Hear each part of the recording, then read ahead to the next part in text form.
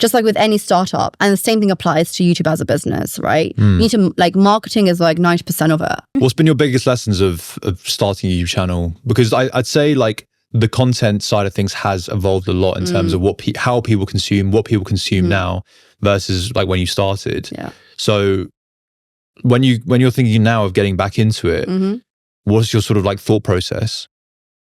There's two strategies I can take. I can take the let's do short form and long form at the same time.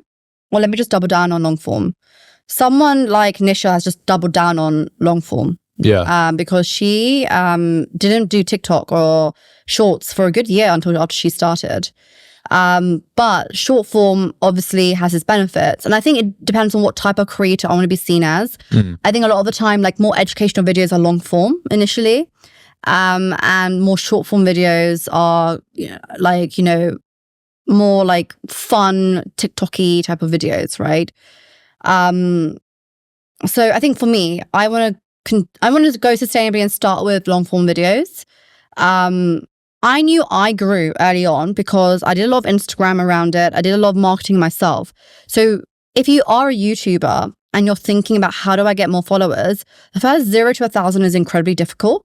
The first 1,000 to 5,000 is also very difficult. But then, like, you slowly start kind of like attracting people because you build up SEO, etc. So that 0 to 5,000, you need to do everything you can to market the shit out of yourself. So I did public speaking, I did events, I like basically just volunteered for so much stuff. And at the end of everything, I was like, here's my YouTube channel. If you want to follow me, right? And that's how I grew it, because I knew if I should sit there and did videos myself, just like every startup, like what they do is they always just think that when they build a product, if the product's great, which it might be, your content might be amazing, but no one's going to find your product. Marketing is one of the biggest things you need to do. But that's where a lot of people give up, don't they? Because they produce in their heart like the best content they can produce, and they think, people do want to watch this or listen to it if it's like on the podcast side of things, but they don't get the immediate sort of growth to even 1,000 views. It takes a while to get like consistent on 1,000, 2,000 views on a video. That's where most people give up. So yeah, I agree with you. Like getting to that 1,000 viewpoint or the 5,000 subscriber like point, it takes a while. But then you're saying after that, it's a lot easier to get that second 5,000. Yeah, it's because you build up SEO. I think this, again, a different strategies here. You could try to go viral, which is something I've never tried to do, or you can try to build SEO. And I have always tried to build SEO so that even today, now 4 years down the line, 2 years of stopping, when someone types in consulting, they will see a video of mine still. Whereas I think, if you try to go viral, you don't build up that SEO all the time. That's interesting. So like, what's your advice for people even starting out YouTube now? I guess this is the advice to yourself as well. My advice to myself is, man, I never used to do all these viral hooks, but I think this time I might try to be a bit more strategic on some of the tactics you take with YouTube. I think I just was like, if I'm going to produce good content, concise content, but good, and then build SEO, I'll eventually get there. But I think now I want to invest a lot more time in thumbnails and titles. I'll invest a lot more time in scripting and engaging audiences. And I'll invest time in my production quality, because I do think now everyone has insane quality that like you just can't compete if you're doing it yourself, which I'm a shit editor myself.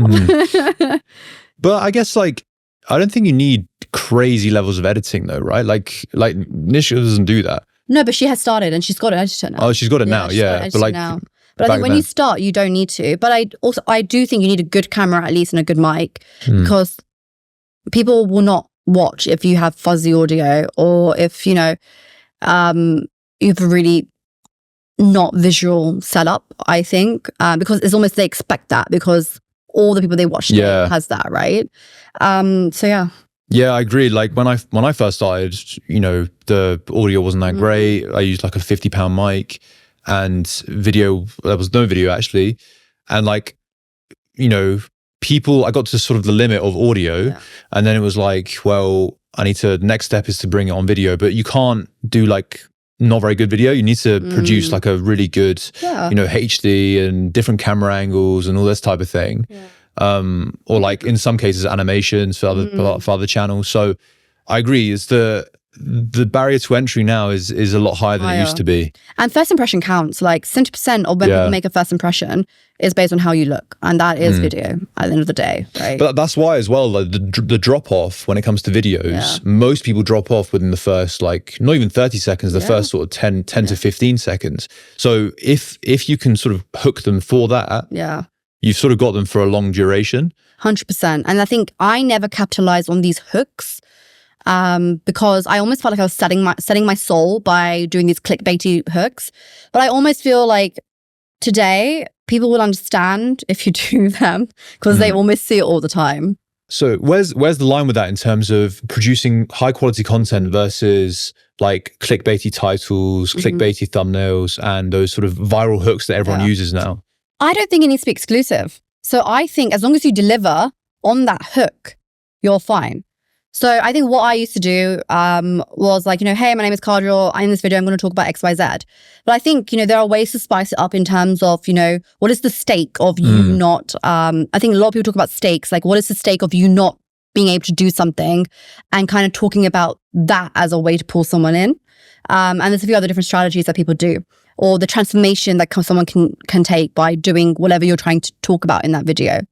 So as long as you deliver on how they can do whatever to meet that, I think with good quality content, I think that's fine. I just think that you get these video titles like, if